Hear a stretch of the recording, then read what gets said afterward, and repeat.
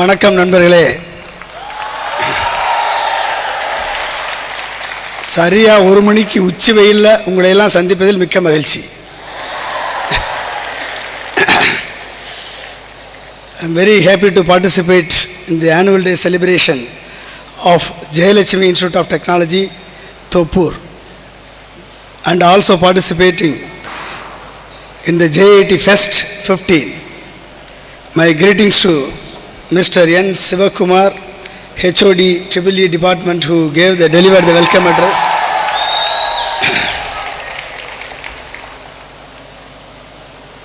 அதாவது நான் பல்வேறு ஆனுவல் டேல கலந்துருக்கேன். இந்த ஆனுவல் ரிப்போர்ட் வாசிக்கிறது பெரிய போரான வேலை. இதில் 10 நிமிஷம் ரிப்போர்ட் வாசிப்பாருன்னு உங்கள் அஜெண்டாவில் போட்டிருக்கு. Doctor S Raghunathan principal.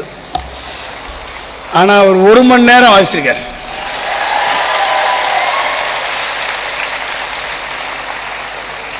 அந்த 1 மணி நேரம் வாசிக்கிற ஆனுவல் ரிப்போர்ட்டை நீங்கள் அத்தனை பேரும் கைதட்டி பல்வேறு கட்டங்களில் கைதட்டி வாழ்த்திருக்கீங்கன்னா அவ்வளவு சாதிச்சிருக்கீங்கன்னு அர்த்தம்.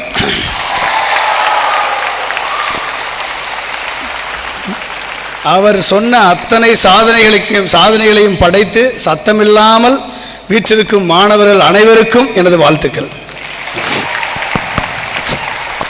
அந்த சாதனைகளை படைக்க தூண்டுகோலாக இருந்த உங்கள் ஃபேக்கல்டி மெம்பர்ஸ், உங்கள் பிரின்சிபல் அத்தனை பேருக்கும் எனது வாழ்த்துக்கள். இதுக்கெல்லாம் இந்த சாதனையை படைப்பதற்கு ஒரு விஷன் வேணும்ல. அந்த விஷன் ஒரு இண்டஸ்ட்ரியில் போய் EID பாரியில் போய் வேலை பார்த்து அங்கேருந்து ஒரு டிஃபென்ஸ் எக்யூப்மெண்ட்ஸ் தயார் பண்ணக்கூடிய இண்டஸ்ட்ரியை தொடங்கி அதிலிருந்து இந்த பகுதிக்கு நம்மாலான ஒரு கல்வி புரட்சியை, ஒரு அறிவு புரட்சியை ஏற்படுத்த வேண்டும் என்ற எண்ணத்தோடு பிற்பட்ட பகுதியிலிருந்து வரக்கூடிய மாணவர்களுக்கு ஒரு வாய்ப்பை உருவாக்கி கொடுக்க வேண்டும் என்று இந்த ஜெயலட்சுமி இன்ஸ்டிடியூட் ஆஃப் டெக்னாலஜியை தோற்றுவித்து இன்றைக்கு 400 மாணவர்களில் 380 மாணவர்கள் 95% பிளேஸ் பண்ணி சாதனை படைத்திருக்கக்கூடிய இந்த அச்சீவ்மெண்ட், அது எல்லாம் ஐடி இண்டஸ்ட்ரியில் மட்டும் கிடையாது, எல்லாம் டொமைன் இண்டஸ்ட்ரியில் பிளேஸ் பண்ணியிருக்காங்க. அப்படின்னா அதற்கு ஒரு தொலைநோக்கு பார்வை கொண்ட ஒரு லீடர் தான் இங்கே காரணம். அவர் தான் லாயன் சி சுப்பிரமணியம் சேர்மன் அவர்கள். அவருக்கு வாழ்த்துக்கள். அவர் இப்படி சத்தமில்லாமல் சாதனை பண்ணணும்னா அதுக்கு பின்புலத்தில் இருக்கக்கூடிய மேடம் மிஸ்ஸஸ் ஜெயந்தி சுப்பிரமணியன் அவர்கள் ரொம்ப அமைதியின் திருவுருவமாக இங்கே இருக்காங்க. அவங்க இந்த சாதனையை திரு சுப்பிரமணியம் சார் அவர் படைக்கிறதுக்கு உறுதுணையாக இருக்கிறதுனால் அவருக்கும் எனது வாழ்த்துக்கள். அவரோடு கீனோட் அட்ரஸ் அளித்து பல்வேறு படிப்புகளை படித்து அவங்க பேருக்கு முன்னால் பார்த்தேன் ஏக்கச்சக்கமாக படிச்சிருக்காங்க. படிச்சுட்டு செக்ரட்டரியாக இருந்து MBA டிபார்ட்மெண்ட்டில் ஒர்க் பண்ணி உங்களுக்கெல்லாம் வழிநடத்தக்கூடிய திரு JS மைதிலி சுப்பிரமணியம் அவர்களுக்கும் எனது வாழ்த்துக்கள். மற்றும் இங்கு சாதனை படைத்து அவார்டு வாங்கிய அனைத்து HODகளுக்கும், அனைத்து ஸ்டாஃப் மெம்பர்ஸுக்கும் மற்றும் சாதனை கோப்பையை தட்டி செல்ல காத்திருக்கக்கூடிய மாணவ நண்பர்களுக்கும், இங்கு 5 மணி நேரம் தளராமல் இந்த வேகாத வெயிலில் உட்கார்ந்து இந்த விழாவை சிறப்பித்து கொண்டிருக்கக்கூடிய மாணவ செல்வங்கள் உங்கள் அனைவருக்கும் எனது மனம் மார்ந்த நல்வாழ்த்துக்களை தெரிவித்துக் கொள்கிறேன். இந்த 7வது ஆனுவல் டேல இந்த விழாவிலே கலந்து கொண்டு சிறப்பிக்கக்கூடிய இந்த வாய்ப்பு எனக்கு அளித்த உங்கள் JIT institute of technology management, professor, staff and students உங்கள் அனைவருக்கும் எனது வாழ்த்துக்கள். நார்மலாக ஒரு இன்ஸ்டிடியூஷன் போனால் ஒரு 6 மாதத்துக்கு அங்கே போக மாட்டேன் திரும்பி. ஆனால் செகண்ட் டைம் வித்தின் 3 months 2 monthsக்குள்ளே திரும்பி வர்றேன்னா அது JIT institute of technology.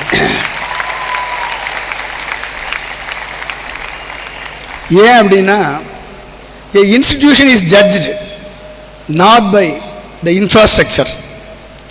The institution is judged but by the performance of the students.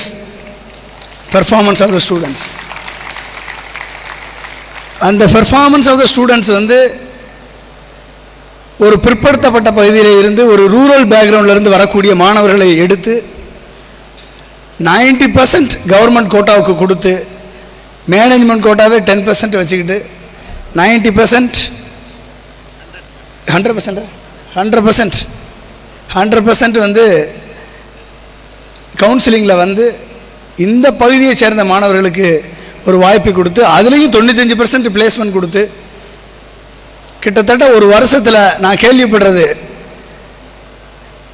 மாதம் 12 என்றால் கிட்டத்தட்ட 24 ப்ரோக்ராம் உங்களுடைய செல்ஃப் இம்ப்ரூவ்மெண்ட்டுக்காக அவர் உருவாக்கியிருக்கார். அப்படின்னா அதற்காகத்தான் நான் இங்கே வந்திருக்கிறேன். திரும்ப உங்களை இந்த காம்படிட்டிவான இண்டஸ்ட்ரியில் இந்த பகுதி மாணவர்களுக்கு ஒரு ஆப்பர்ச்சுனிட்டி கொடுத்து, அந்த ஆப்பர்ச்சுனிட்டியை அவங்கள வந்து ஷேப் பண்ணி ஒரு வெற்றிகரமான ஒரு போட்டியாளராக, உலக போட்டியாளராக உருவாக்கக்கூடிய தரத்தை Jayalakshmi institute of technology Thiru Lion C Subramaniam அவர்கள் தலைமையிலும், உங்களது dynamic principal doctor S Raghunathan தலைமையிலும் மற்றும் அனைத்து ப்ரொஃபஸர் தலைமையிலும் இங்கு இருப்பதினால் உங்கள் அனைவருக்கும் எனது வாழ்த்துக்களை தெரிவித்துக் கொள்கிறேன்.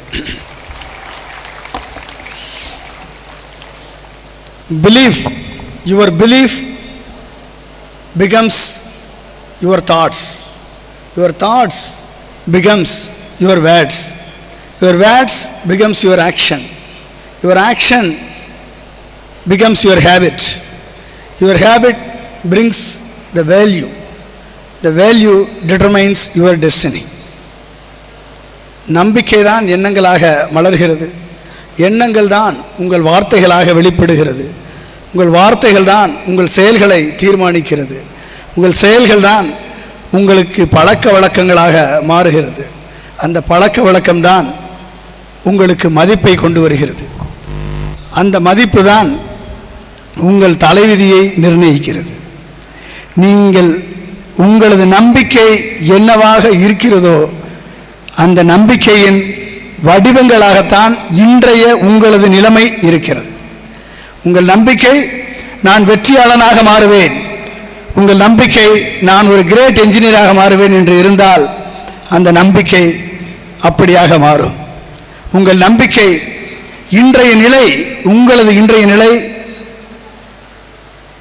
தோல்வி மனப்பான்மையோடு இருந்தால், உங்களது இன்றைய நிலை சோர்ந்து போயிருந்தால், உங்களது இன்றைய நிலை கவலைகளுக்கு ஆட்பட்டிருந்தால், உங்களது இன்றைய நிலை டைவர்ஷன்ஸுக்கு ஆட்பட்டு இருந்தால், உங்கள் நம்பிக்கையின் வெளிப்பாடுதான் அந்த நிலையாக இருக்கும்.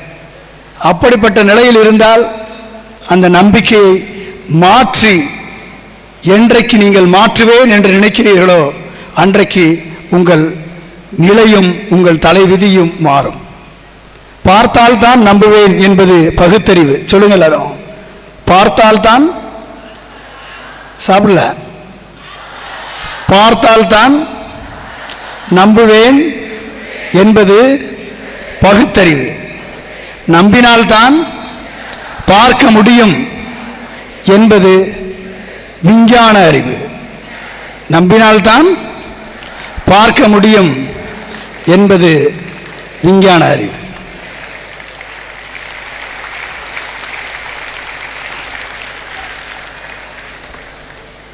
Lord Kelvin Royal Society of இங்கிலாண்டில் லண்டன் ராயல் சொசைட்டியோட பிரசிடென்ட் லார்ட் கெல்வின் சொன்னார், anything heavier than air cannot be fly, anything heavier than air cannot be flown சொன்னார்.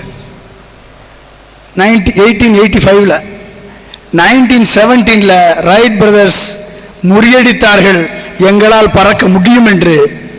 அது சாதனை. நம்பினார்கள், சாதித்து காட்டினார்கள். என்டையர் நியூயார்க், இந்த என்டையர் நியூயார்க்கை ஒளிமயப்படுத்துவேன் என்று நம்பினார் தாமஸ் ஆல்வா எடிசன். இன்றைக்கு உலகே வெளிச்சத்திற்கு வழிகாட்டியது அவரது நம்பிக்கை.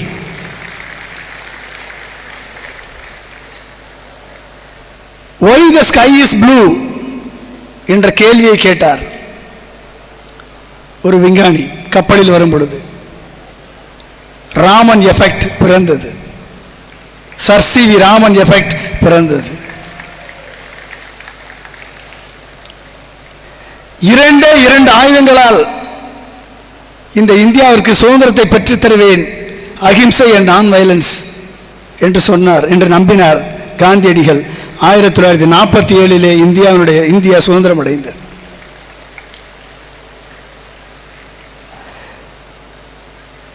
பஞ்சம் பராரிகளால் உருவாக்கப்பட்ட அந்த நாடு இந்தியா என்று 1947 சொல்லப்பட்ட இந்த இந்தியாவிலே 1960 விக்ரம் சாராபாய் கனவு கண்டார். இந்த இந்தியா ஒரு நாள் சுயமாக செயற்கைக்கோளை தயாரித்து ராக்கெட்டிலே அனுப்பும் என்று நம்பினார் விக்ரம் சாராபாய். அதை செயல்படுத்தி காட்டினார் Abdul Kalam. 1980 chip to mouth existence என்று சொல்லுவார்கள். 1960 பஞ்சம். அமெரிக்காவிலிருந்து கப்பல் வந்தால்தான் இந்தியாவிற்கு சோறு இல்ல கோதுமை கிடைக்கும் என்ற நிலை. 2 பேர் நம்பினார்கள் இந்தியாவில் பசுமை புரட்சியை ஏற்படுத்துவோம் என்று. சி சுப்பிரமணியமும் எம் எஸ் சுவாமிநாதனும். இந்தியா பசுமை புரட்சி அடைந்தது. இன்றைக்கு 265 மில்லியன் டன் உணவு உற்பத்தி செய்து உணவு சுதந்திரத்தை இந்தியா அடைந்து, இதன் மூலமாக ஒவ்வொரு வருஷமும் 2,86,000 கோடி அந்நிய செலாவணியை இந்தியாவிற்கு ஈட்டு தந்து கொண்டிருக்கிறது இந்திய விவசாயம்.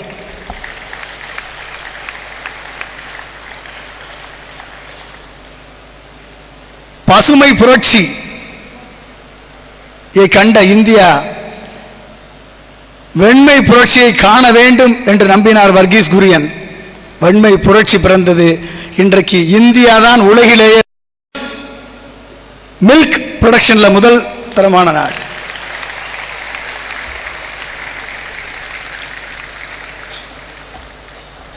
எனவே நண்பர்களே, பார்த்தால் தான் நம்புவேன் என்பது பகுத்தறிவு, நம்பினால் தான் பார்க்க முடியும் என்பது விஞ்ஞான அறிவு.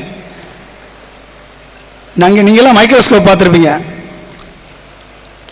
மைக்ரோஸ்கோப்பில் ஒரு செல்லையோ ஒரு 0.2 மைக்ரோமீட்டர் இருக்கக்கூடிய ஒரு செல் உயிரினத்தை நீங்கள் பார்க்கலாம். 1625 கலீலியோ, அதுக்கு முன்னால் 12th செஞ்சுரியிலேருந்து 15th செஞ்சுரியிலேருந்து 1625 கலீலியோ வரைக்கும் வந்தது. மைக்ரோஸ்கோப்பாக இருந்து எலக்ட்ரான் மைக்ரோஸ்கோப்பாக மாறி இன்றைக்கு 0.2 மைக்ரோமீட்டர் லெவலில் ஒரு செல்லை பார்த்துக்கிட்டு இருந்தோம். நமது முன்னோர்கள், மூதாதையர்கள், அனைத்து சயின்டிஸ்டுகளும். ஆனால் 3 பேர் நம்பினார்கள் அதற்கு மேலேயும் பார்க்க முடியும், அதுக்கு மேலேயும் பார்க்க முடியும் அப்படின்னு நம்பினாங்க 3 பேர். அதனால் பிறந்ததுதான் நானோஸ்கோப். 2014க்கான கெமிஸ்ட்ரிக்கான நோபல் பிரைஸ் அந்த 3 பேருக்கு கிடைத்தது. வில்லியம் மூனர், பென் ஹெட்ஸ்விக் அண்ட் ஸ்டீவன் ஹெல். இந்த 3 பேர் 0.2 நானோமீட்டருக்கு மேலேயும் பார்த்தால் செல்லுக்கு மேலே மாலிக்யூலுக்கு மேலே டிஎன்ஏ, இந்த லெவலில் என்ன லெவல் இன்ட்ராக்ஷன் நடக்குது, என்ன லெவலில் அது டிசீஸ்டு புரோட்டீன் எப்படி இன்ட்ராக்ஷன் நடக்குது, எப்படி கேன்சர் இருந்தால் செல் டிவிஷன் நடக்குது, அந்த அளவுக்கு பார்க்க முடியும் என்று நம்பினதனால் கிடைத்தது தான் நானோஸ்கோப்.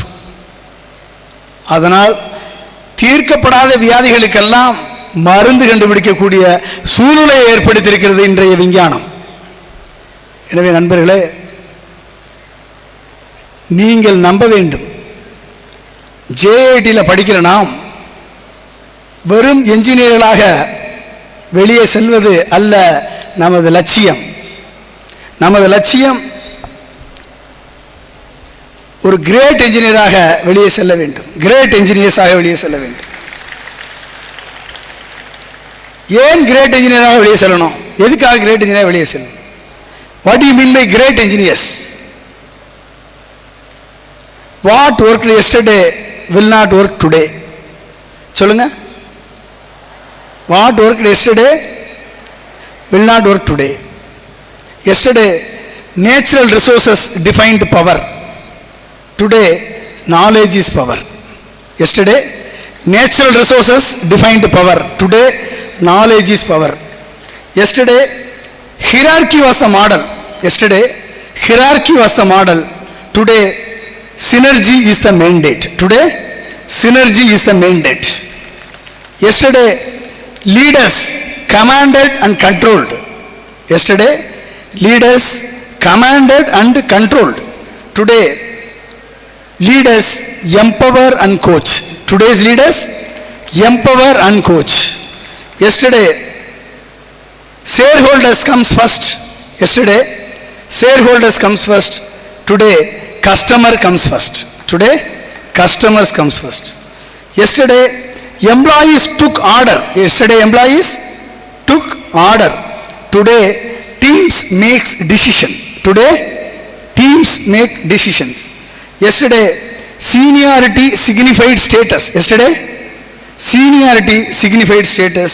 Today, creativity drives the status. Today, creativity drives the status. Yesterday, production determined the availability. Yesterday, production determined the availability. Today, competitiveness is the key. Today, competitiveness is the key. Yesterday, profits were, yesterday, value was extra. Yesterday, value was extra. Today, value is everything. Today, value is everything. Yesterday, profits were earned with expediency. Yesterday, profits were earned with expediency. But today, work with integrity and succeed with integrity. Today, எல்லாம் திரும்பி சொல்லுங்க. Today, work with integrity and succeed with integrity.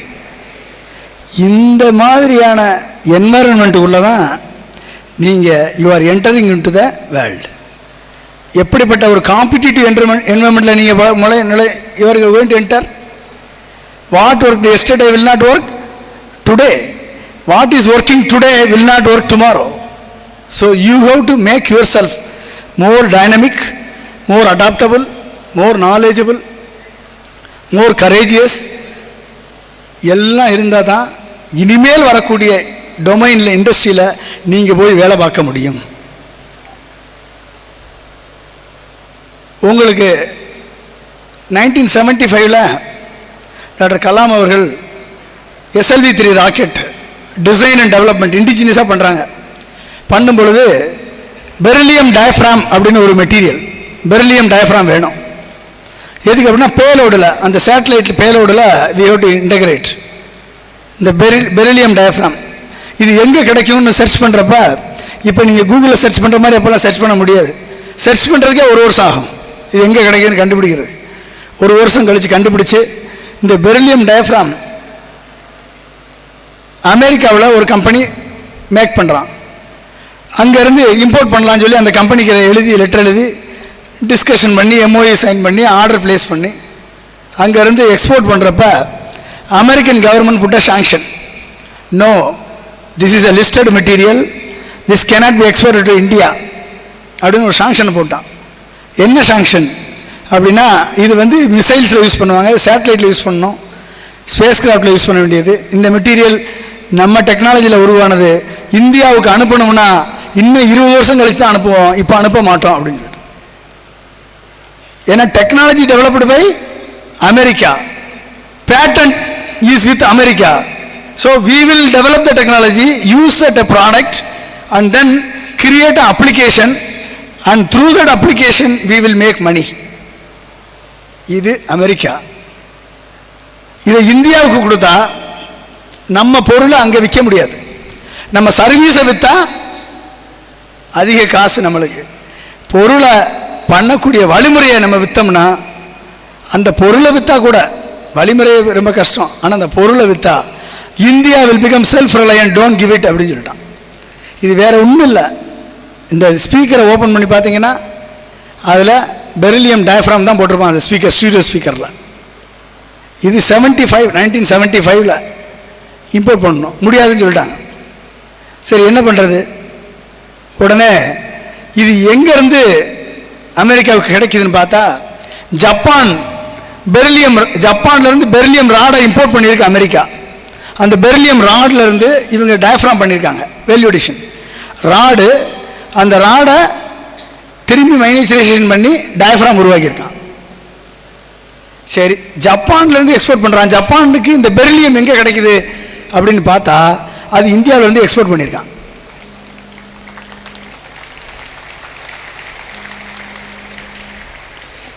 ஏன்னா நம்மளுக்கு தெரியாது அதனுடைய மதிப்பு. மண்ணை வெட்டி எக்ஸ்போர்ட் பண்ணிடுவோம், மணலை எக்ஸ்போர்ட் பண்ணிடுவோம், கிரானைட்டை எக்ஸ்போர்ட் பண்ணிடுவோம், அரிசியை எக்ஸ்போர்ட் பண்ணுறோம். வருது 2,80,000 கோடி அரிசியில் மட்டும் வருது. ஆனால் அந்த அரிசியை வேல்யூ அடிஷன் பண்ணி அரிசியினுடைய அரிசி ரிலேட்டட் ப்ராடக்டாக எக்ஸ்போர்ட் பண்ணால் கிட்டத்தட்ட 5 மடங்கு 15 lakh crores இந்தியாவுக்கு வருமானம். நம்ம டோட்டல் பட்ஜெட்னுடைய டெபிசிட் எவ்வளோ தெரியுமா? பட்ஜெட்னுடைய டெபிசிட் 5 லட்சம் கோடி. எவ்வளவு? 5 லட்சம் கோடி. இப்போ அரிசியை வேல்யூ ஆட் பண்ணி எக்ஸ்போர்ட் பண்ணால் எவ்வளோ வரும்? 5 times value we can get இந்தியாவுக்கு. அப்போ என்ஜினியராக ஏன் கிரேட் என்ஜினியர் ஆகணும்னு சொன்னேன் நான். வெறும் என்ஜினியர் ஆனால் மல்டிநேஷனல் கம்பெனியில் போய் ஐடி சர்வீசஸில் நல்ல காசு கொடுப்பான், உட்காந்து டேட்டா என்ட்ரி பண்ணணும். கிரேட் என்ஜினியர் ஆனால் இந்தியாவுடைய அந்நிய செலாவணியை டிட்டர்மைன் பண்ணக்கூடிய என்ஜினியரா நீங்க இருப்பீங்க. அதான் great engineers.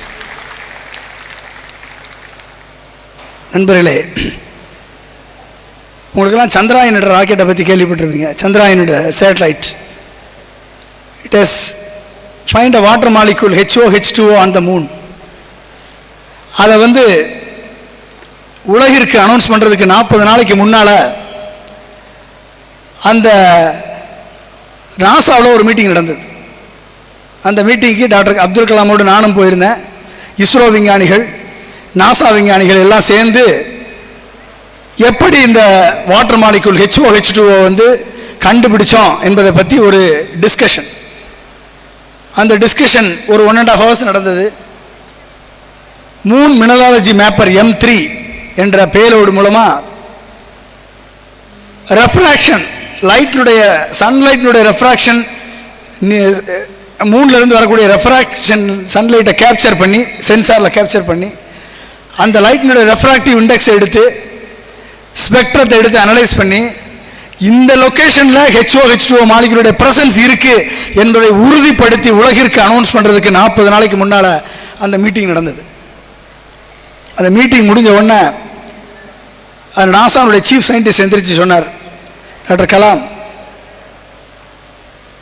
I would like to say something. என்ன சொல்ல போறாருன்னு நினைச்சோம். அவர் சொன்னார், USA tried 2 times to find a water molecule on the moon, but we could not succeed. Japan tried 3 times, they failed. China tried 6 times, they also failed. Britain tried 2 times, they could not succeed.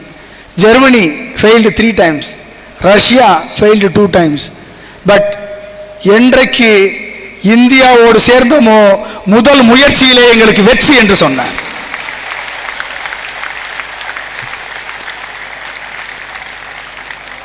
எப்படி கிடைத்தது அந்த வெற்றி, எப்படி கிடைத்தது அந்த வெற்றி என்று கேட்டார் டாக்டர் கலாம் அவர்.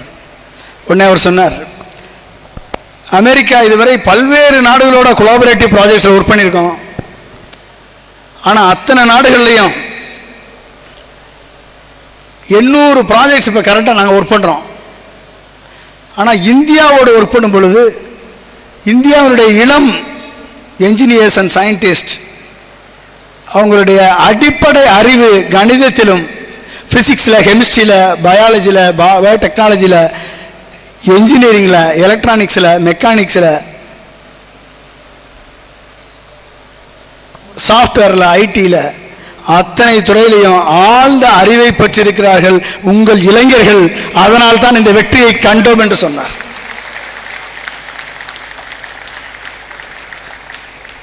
எனவே நண்பர்களே, கற்றலின் கேட்டலே நன்று, கேட்டலின் பார்த்தலே நன்று, பகிர்தலே நன்று. இந்த மூன்றும் ஒரு கிளாஸில் நடந்துச்சுன்னா நீங்கள் அத்தனை பேருமே you will become a great engineer. நீங்கள் அத்தனை பேருமே ஒரு கிரேட் என்ஜினியர் ஆயிருவீங்க.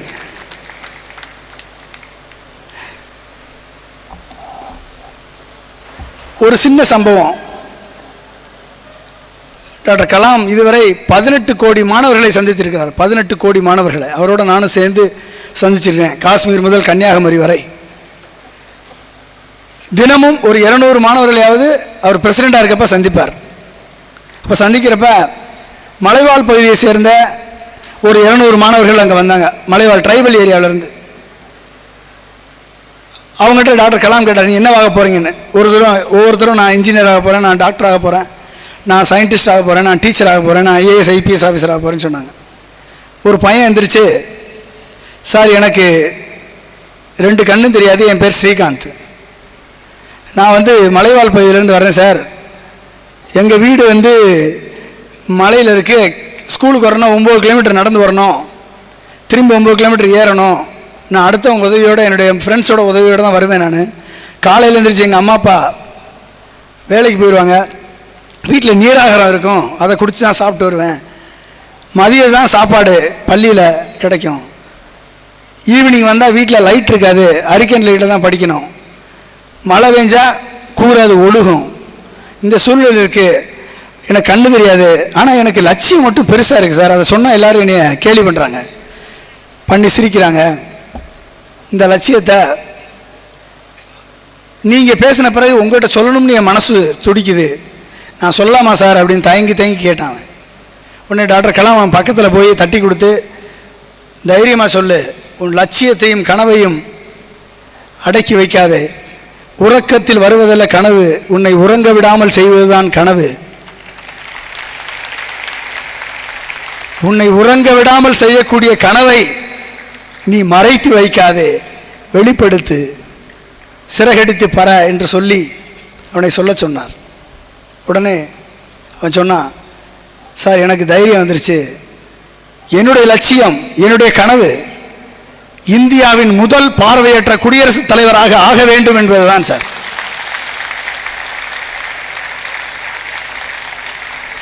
அதற்காக நான் உழைக்க வேண்டும், என் லட்சியத்தை அடையக்கூடிய வழிகளில் என் வாழ்க்கை பயணப்பட வேண்டும், எனக்கு சொல்லுங்கள் சார், நான் என்ன செய்யணும் அப்படின்னு கேட்டேன்.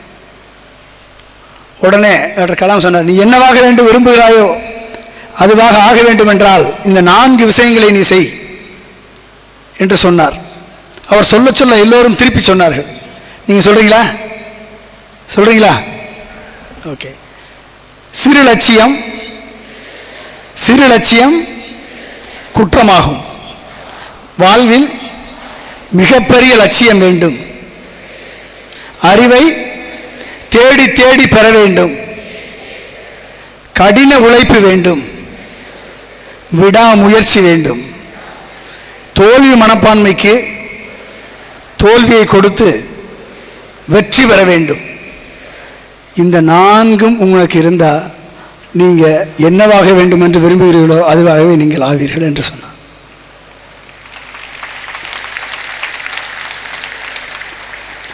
உடனே அவன் அப்போ 9ஆவது படித்தான்.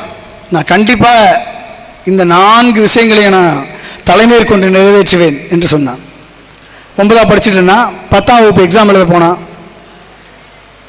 அவன் கண்ணு தெரியாதனால பிரெய்லி மெத்தடில் தான் படிக்கணும், அவன் சொல்ல இன்னொரு ஸ்கிரைப் தான் எழுதுவாங்க. 10th அவன் வாங்கின மார்க் 96%. 96.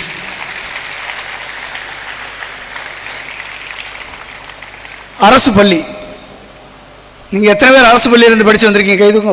ஃபேண்டாஸ்டிக், கிரேட், உங்களுக்காக கைதடிங்க சார்.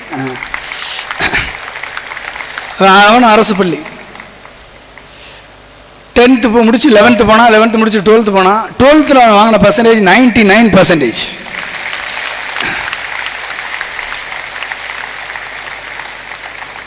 உடனே அவன் சொன்னான், அடுத்த லட்சியம்.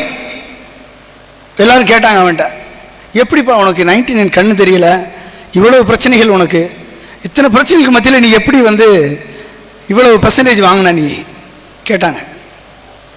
சார் எனக்கு கிளாஸில் கண்ணு தெரியாது, எனக்கு எந்த டைவர்ஷனுமே கிடையாது. இவன் அப்படி இருப்பான், அவங்க இப்படி இருப்பாங்க, இவங்க என்ன பேசுகிறாங்க, என்ன எந்த டைவர்ஸுமே கிடையாது. என் கவனம் முழுக டீச்சர் என்ன சொல்கிறாங்களோ அதை கேட்பதில் மட்டும்தான் என் கவனம் இருந்தது. எனக்கு எந்த டைவர்ஷனும் கிடையாது. கற்றலின் கேட்டலே நன்று, கேட்டலின் பார்த்தலே நன்று என்னால் பார்க்க முடியாது. ஆனால் என் நண்பர்கள், கற்பனை திறம் வாய்ந்த நண்பர்கள், ஒரு காட்சியை என் முன்னால் விவரித்தார்கள் என்றால் அப்படியே பார்க்கிற மாதிரி இருக்கும். என் நண்பர்களோடு நான் விவாதிப்பேன். எனக்கு தெரிஞ்சவற்றையெல்லாம் என் நண்பர்களோடு பகிர்ந்து கொண்டேன். என் நண்பர்களுக்கு தெரிஞ்சவற்றையெல்லாம் அவர்கள் என்னோடு பகிர்ந்து கொண்டார்கள். நான் கேட்கும் கேள்விகளுக்கெல்லாம் என் நண்பர்கள் புத்தகத்தில் விட இல்லை என்று லைப்ரரிக்கு போய் பல்வேறு புக்கை ரெஃபர் பண்ணி என்கிட்ட வந்து சொன்னாங்க. அவங்க சொன்னதுனால அவங்களுடைய நாலேஜ் இம்ப்ரூவ் ஆச்சு, என்னுடைய நாலேஜ் இம்ப்ரூவ் ஆச்சு. என்னுடைய ஆசிரியர்களிடம் நான் அடிக்கடி கேள்வி கேட்பேன். எனக்கு அழகாக எனக்கு பகிர்ந்தளித்தார்கள். கற்றலின் கேட்டலே நின்று, கேட்டலின் பார்த்தலே நின்று, பார்த்தலின் பகிர்தலே நின்று, இந்த 3 விஷயத்தில் 2 ஒழுங்காக பண்ண 99% எடுத்தேன் எனக்கு. எனவே என்னுடைய சாதனைக்கு காரணம் என் ஆசிரியர்களும் நண்பர்களும் தான் என்று சொன்னான். உடனே சொன்னான், நான் நெக்ஸ்ட் என்னுடைய லட்சியம் உலகத்தரம் வாய்ந்த பல்கலைக்கழகங்களான, உலகத்தரம் வாய்ந்த பல்கலைக்கழகங்களில் முதல் பல்கலைக்கழகமாக இருக்கக்கூடிய அமெரிக்காவில் இருக்கக்கூடிய பாஸ்டன் நகரில் இருக்கக்கூடிய MIT மசாசூசெட்ஸ் இன்ஸ்டிடியூட் ஆஃப் டெக்னாலஜியில் நான் BS இன்ஜினியரிங் சேரணும், அதுதான் என் லட்சியம் என்று சொல்லி அதுக்கு அப்ளை பண்ணான்.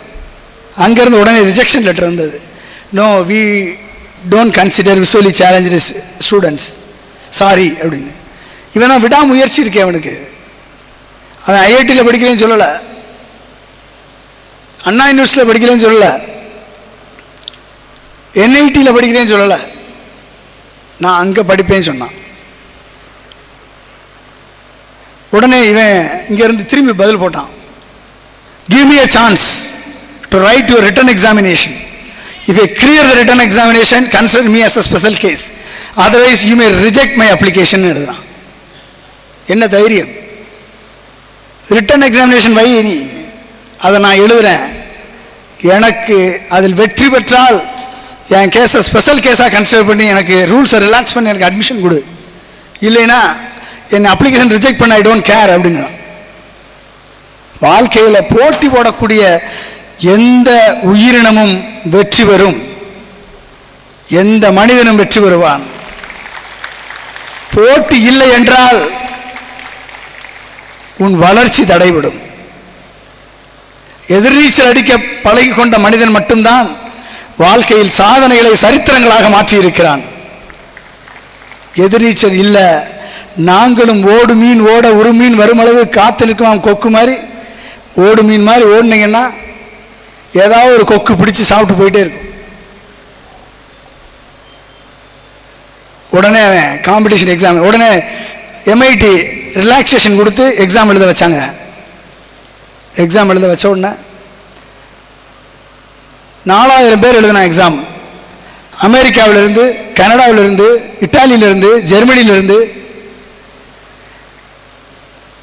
சைனாவிலிருந்து, சிங்கப்பூர்லேருந்து, மலேசியாவிலேருந்து, பிலிப்பைன்ஸ்லேருந்து, ஆஸ்திரேலியாவிலேருந்து, இந்தியாவிலிருந்து 4000 பேர் அந்த என்ட்ரன்ஸ் எக்ஸாமினேஷன் எழுதினாங்க. 4000 பேர் குவாலிஃபை ஆகி எழுதணும் என்ட்ரன்ஸ் எக்ஸாமினேஷன். என்ட்ரன்ஸ் எக்ஸாம் எழுதி ரிசல்ட் அனௌன்ஸ் பண்ணாங்க. கண்ணு தெரியாத ஸ்ரீகாந்த், மலைவாழ் பகுதியில் வரக்கூடிய ஸ்ரீகாந்த் வாங்கின ரேங்க் 4th ரேங்க்.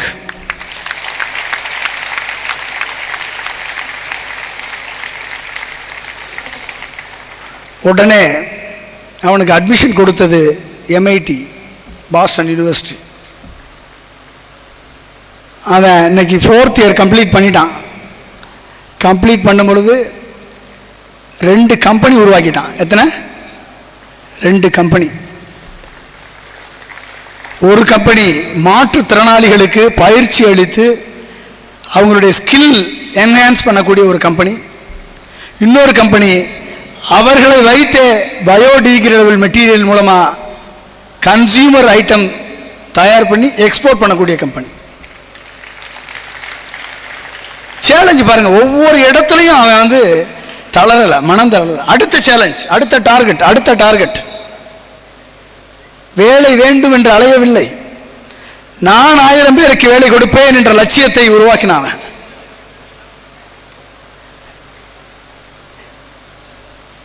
இதுல இருந்து என்ன தெரியுது? when I wish upon a star, எல்லாம் சொல்லுங்க, when I wish upon a star, சாப்பிடுங்க, கொஞ்ச நேரத்தில் சாப்பாடு போட்டுருவாங்க. when I wish upon a star, it does not matter who I am. When I wish upon a star, it does not matter who I am. Anything my heart desires,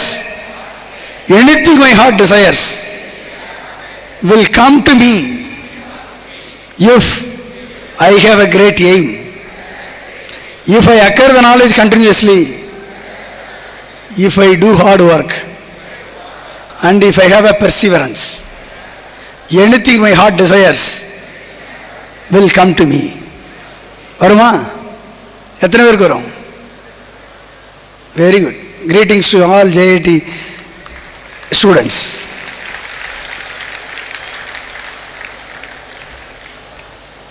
இது வரணும்னா என்ன வேணும்?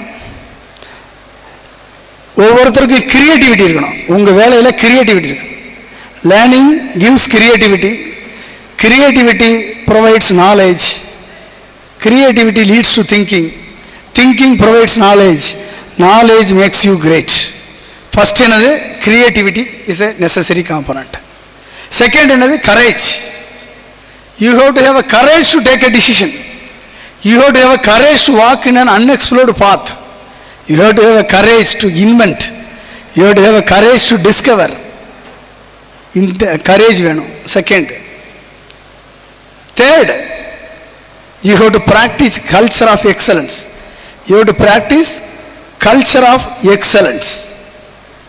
Excellence is not an accident.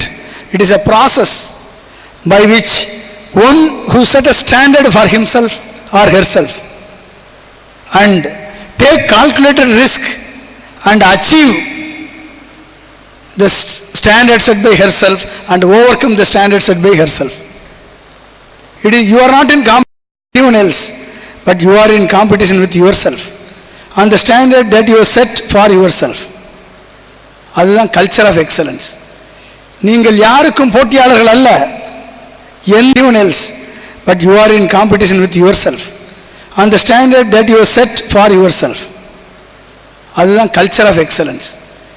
நீங்கள் யாருக்கும் போட்டியாளர்கள் அல்ல, எந்த இலக்கை நீங்கள் உங்களுக்காக நிர்ணயித்திருக்கிறீர்களோ அந்த இலக்கை நீங்களே வெற்றி பெறுவதுதான் கல்ச்சர் ஆஃப் எக்ஸலன்ஸ்.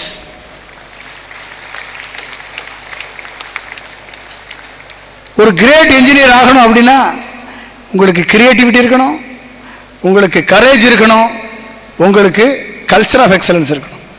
இத்தனை இருக்கு. ஆனால் இன்னோவேஷன் இல்லைன்னா you can't become great engineer.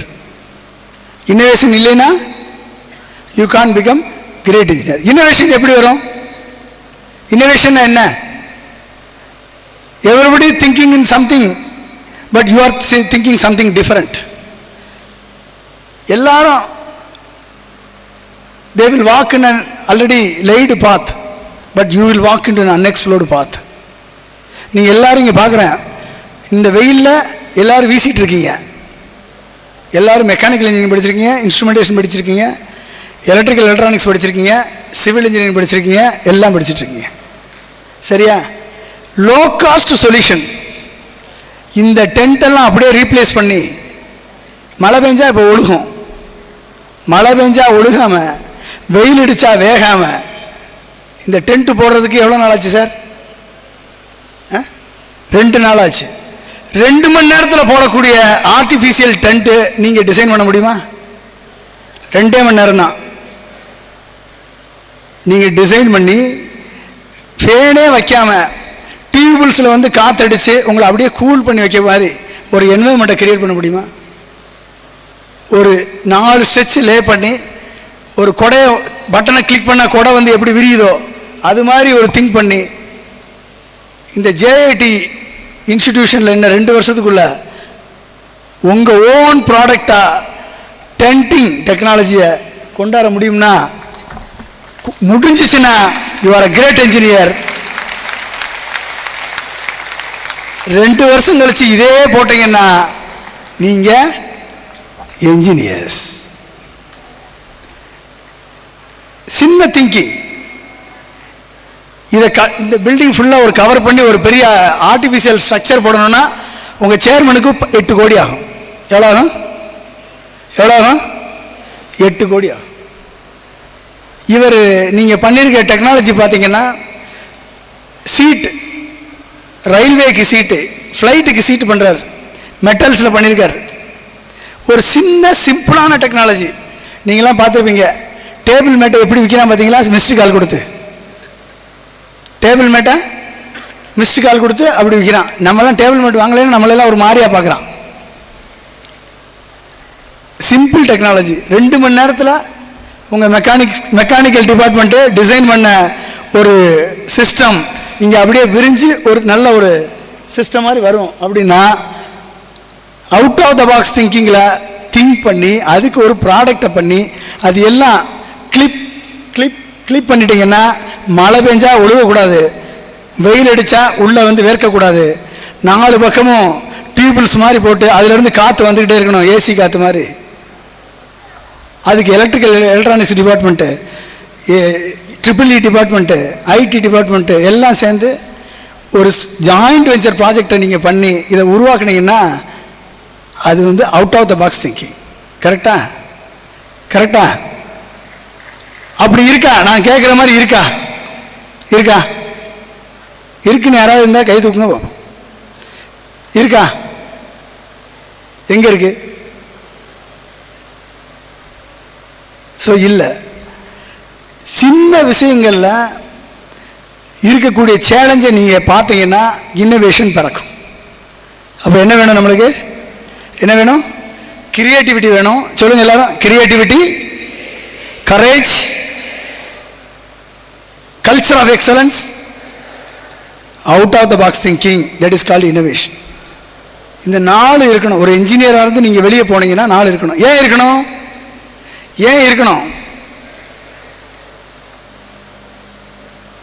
2020க்குள்ள make in India program மூலமா 21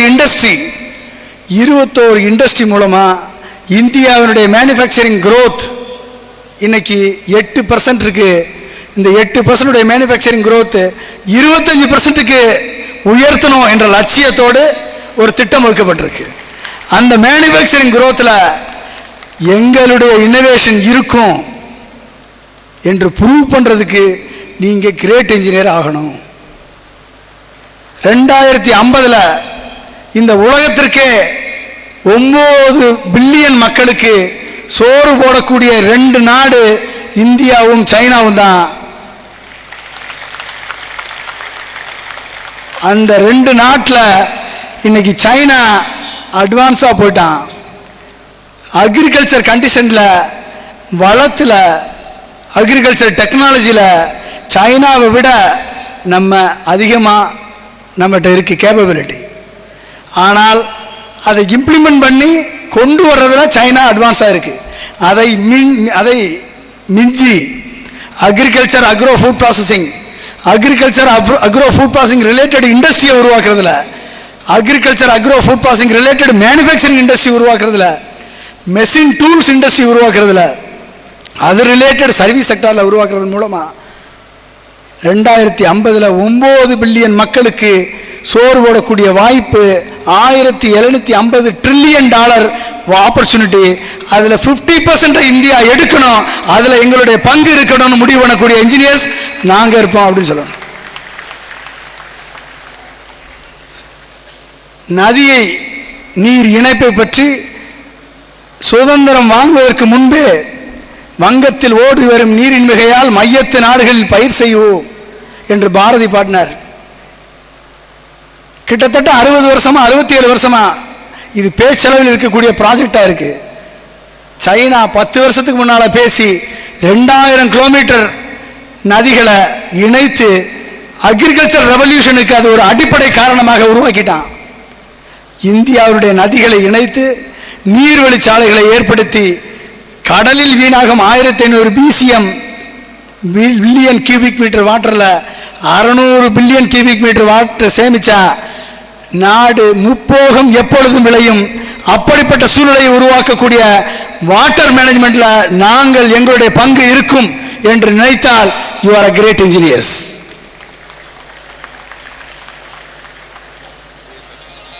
டிஜிட்டல் இந்தியா இனிஷியேட்டிவ்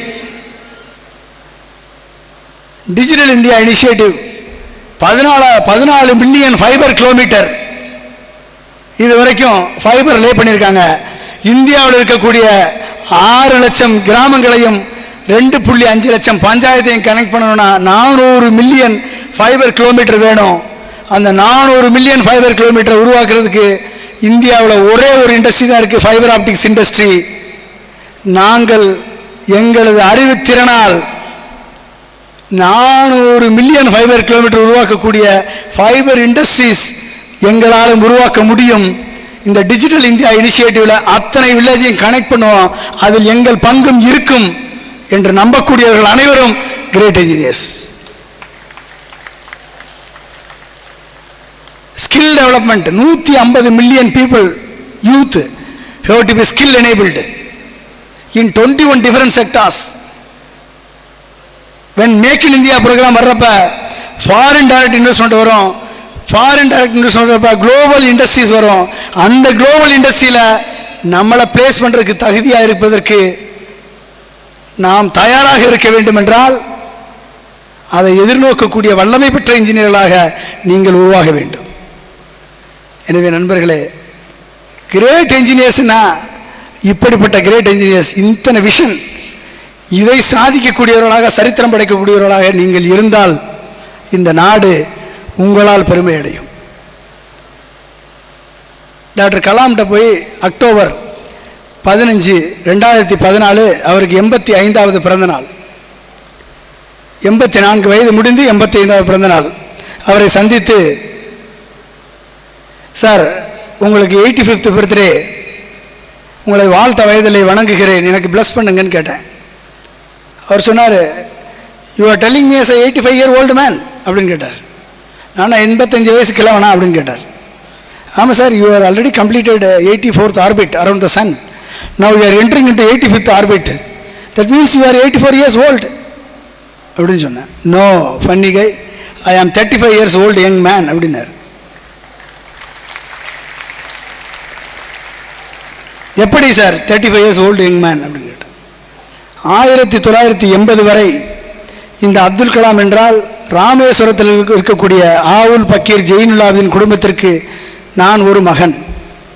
9 பேரில் நானும் ஒருத்தன். டிஆர்டிஓவில் இஸ்ரோவில் நான் ஒர்க் பண்ணுறப்ப என் நண்பர்களுக்கு நான் ஒரு கலாம். ஆனால் இன்றைக்கு இந்தியாவினுடைய முதல் indigenous satellite launch vehicle SLV-3 design பண்ணி டெவலப் பண்ணி ரோஹிணி செயற்கைக்கோளை இந்தியாவுடைய சொந்த முயற்சியில் நிலைநிறுத்தினோம். அன்றுதான் இந்த இந்தியாவிற்கு அப்துல் கலாம் என்றால் யார் என்று தெரியும். எனவே அப்துல் கலாம் பிறந்த வயது 1980. எனவே என் வயது 35 என்று சொன்னார். எனவே நண்பர்களே, நாம் படிப்பது பெரிதல்ல, பள்ளியிலே படித்து நல்ல மார்க் வாங்குவது பெரிதல்ல, நல்ல காலேஜில் படித்து JITயில் என்ட்ராகி உள்ளே வர்றது பெரிய விஷயம் இல்லை. இதை முடித்து கேம்பஸ் இன்டர்வியூவில் செலக்ட் ஆகி போகிறது பெரிய விஷயம் இல்லை. அதெல்லாம் அவங்க அழகாக பண்ணிகிட்ருக்காங்க. ஆனால் என்றைக்கு உனது செயல் இந்த சமுதாயத்திற்கு பயன்படுகிறதோ அன்றைக்கு தான் நீ பிறந்ததின் முழு பலனும் இந்த சொசைட்டிக்கு போகும். அது நடக்க வேண்டுமென்றால் உங்களில் ஒரு மாற்றம் இருக்க வேண்டும். அது நடக்க வேண்டுமென்றால் உங்கள் ஒவ்வொருவரிடமும் ஒரு மாற்றம் பிறக்க வேண்டும். எப்படிப்பட்ட மாற்றமாக இருக்க வேண்டும்? அது ஒரு குழந்தை கேட்குமாம், எனக்கு கொடு கொடு என்று. ஒரு குழந்தை என்ன கேட்கும்? எனக்கு கொடு, டாய்ஸ் கொடு, மிட்டாய் கொடு, சாக்லேட் வாங்கி கொடு. இப்போ இருக்க குழந்தையெல்லாம் எனக்கு ஐபேட் வாங்கி கொடு, சாம்சங் வாங்கி கொடு. சாம்சங்லையும் கேலக்ஸி நோட் வாங்கி கொடு, இப்போ எட்ஜின்னு ஒன்று புதுசாக வந்திருக்கு, அதையும் சேர்த்து வாங்கி கொடுன்னு கேட்குது. குழந்தை என்ன கேட்கும்? எனக்கு கொடு கொடுன்னு கேட்கும். உங்களை மாதிரி படித்து முடித்து வெளியே போகக்கூடிய இளைஞர்கள் என்ன கேட்பீங்க?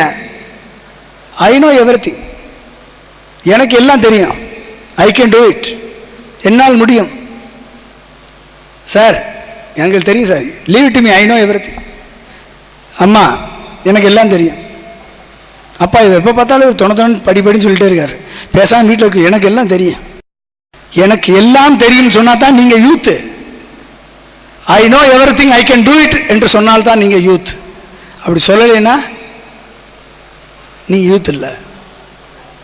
படித்து முடித்து கேம்பஸ் இன்டர்வியூக்கு போய் இன்டர்வியூக்கு போய் அப்புறம் இன்டர்வியூக்கு போய் அப்புறமேலு ஒரு பிளேஸ்மெண்ட் வாங்கி ஒரு இடத்துல போய் உட்காந்து அங்கே நான் வந்து ஸ்ட்ரக்சரல் இன்ஜினியர், நான் வந்து கெமிக்கல் இன்ஜினியர், நான் வந்து எலக்ட்ரிக்கல் இன்ஜினியர், நான் வந்து நான் டெஸ்ட்ரக்டிவ் டெஸ்டிங்கில் ஸ்பெஷலிஸ்ட்டு, நான் நெட்வொர்க் செக்யூரிட்டியில் ஸ்பெஷலிஸ்ட்டு, நான் வந்து கம்பஷன் இன்ஜினியரிங்கில் ஸ்பெஷலிஸ்ட்டு, நான் வந்து இன்ஜெக்ஷன் இன்ஜினியரிங்கில் ஸ்பெஷலிஸ்ட்டு, நான் வந்து ப்ரொடக்ஷன் இன்ஜினியரிங் ஸ்பெஷலிஸ்ட்டு என்று சொல்லி ஒரு நிறுவனத்தில் பணிபுரியும் பொழுது இந்த மாதிரி ஒரு பிராண்டு உங்களுக்கு கிரியேட் பண்ணி நீங்கள் ஒரு ஸ்டேஜுக்கு வந்து ஒரு 45 வயசில் அப்போ தான் நீங்கள்லாம் சொல்லுவீங்க, லெட் அஸ் டூ இட் டுகெதர்ன்னு. நாம் எல்லோரும் சேர்ந்து உழைப்போம். டீம் ஸ்பிரிட் எப்போ வரும்? ஒரு 45 இயர்ஸில் வரும். அது வரைக்கும் என்ன சொல்லுவோம்? எனக்கு தெரியும் எல்லாம், ஐ நோ எவ்ரிதிங், ஏன்னா இளம் வயது, ஐ நோ எவ்ரிதிங். ஆனால் ஒரே ஒரு ஆளை மட்டும்தான் சொல்ல முடியும், what can I do for you, what can I do for you. நான் உனக்கு என்ன செய்ய வேண்டும் என்ற கேள்வியை கேட்கக்கூடிய சக்தி ஒருத்தருக்கு தான் வரும். அவன் தான் லீடர். 75 வயசுல what can I do for you சொன்னீங்கன்னா உனக்கும் பிரயோஜனம் இல்லை, வீட்டுக்கும் பிரயோஜனம் இல்லை, நாட்டுக்கும் பிரயோஜனம் இல்லை. ஜேஐடியில் படித்து முடிச்சு நீ வெளியே போறப்ப what can I do for you என்ற கேள்வியை கேட்கக்கூடிய வல்லமை தகுதி உங்களுக்கு வந்தால் you are a leader, you are a great engineer.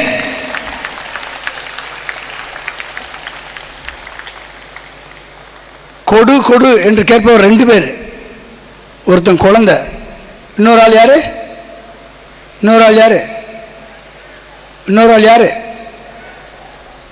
பிச்சைக்காரன். இன்னொரு ஆள் யாரு? பிச்சைக்காரன்.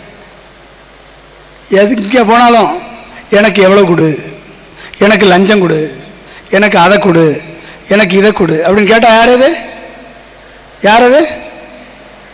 நீங்கள் போகிறீங்க, போய் லேண்டு ரிஜிஸ்ட்ரேஷன் பண்ண போகிறீங்க, எனக்கு இவ்வளோ கொடு அப்படின்னு கேட்டால் நீங்கள் என்ன சொல்லுவீங்களா? என்ன சொல்லுவீங்க? யாரவங்க என்ன வாய் வர மாட்டேங்குது, எல்லாம் கேட்பீங்க போல தெரியுது. ஸோ எத்தனை பேர் கொடு கொடுன்னு கேட்பீங்க? கை தூக்குங்க பார்ப்போம். ஒரு ஆள் கேட்குறேன்னு இருக்காப்ல. கொடு கொடு என்ற மனநிலையிலிருந்து மாறி என்னால் முடியும் என்ற மனநிலைக்கு வந்து நாம் எல்லோரும் சேர்ந்து உழைப்போம் என்ற மனநிலைக்கு வந்து நான் உனக்கு என்ன செய்ய வேண்டும் என்ற மனநிலைக்கு நீங்கள் வந்தீர்கள் என்றால் நீங்கள் எல்லாம் தலைவர்கள். அப்படிப்பட்ட தலைவர்களை உருவாக்கக்கூடிய ஸ்தாபனமாக ஜேஐடி இருக்கும் என்று நான் நம்புகிறேன். நீங்கள் எல்லாம் நம்பினால் கரகோஷம் கொடுங்கள், மிகுந்த கரகோஷம் கொடுங்கள்.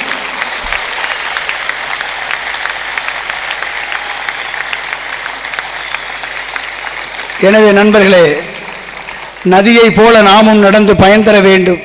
கடலை போல விரிந்த இதயம் இருந்திட வேண்டும். வானம் போல பிறருக்காக அழுதிட வேண்டும். நீ வாழும் வாழ்க்கை உலகில் என்றும் விளங்கிட வேண்டும். நன்றி, வணக்கம்.